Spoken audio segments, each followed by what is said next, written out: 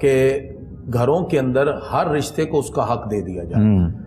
آپ ماں کو ماں کے درجے پہ رکھیں، اور ماں کو بھی چاہیے کہ اپنی اولاد کے جو ایکسپیکٹیشن ہے، توقعات اور آرزویں اور خواہشات ہیں، اس کا خیال رکھیں.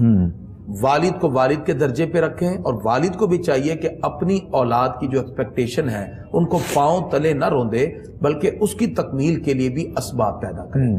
بہن کو چاہیے کہ وہ اپنی آنے والی بھابھی کا خیال رکھے اور اس کے ساتھ ایک محبت کے تعلق کو قائم رکھے. بالکل. اور اگر وہ اس کو یہی سمجھ رہی ہے کہ ایک نوکرانی لائے ہیں اور ہمارے سارے کام کے لیے، ایک وقت آئے گا نہ چاکیاں بڑھ جاتی ہیں، ہاتھ سے بھائی بھی چھوٹ جاتا ہے. اللہ. اسی طرح شوہر کو چاہیے وہ ماں کو ماں کے درجے پر، باپ کو باپ کے درجے پر، بہن کو بہن کے درجے پہ رکھے.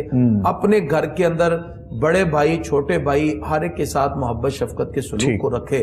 نہ چاکیاں خود بخود ختم ہوگی. ہمارے پیارے نبی صلی اللہ علیہ وسلم نے ازواج مطہرات کے درمیان عدل قائم کر کے بتا دیا. انصاف اسے کہتے ہیں. اور نبی کریم صلی اللہ علیہ وسلم کی سنت کے مطابق نکاح کو آسان بنائیں، اور اس کے ساتھ ساتھ ہندو معاشرے کی پابندیوں سے نکل کر ایک اسلامی معاشرے کی تعمیر کی کوشش کریں.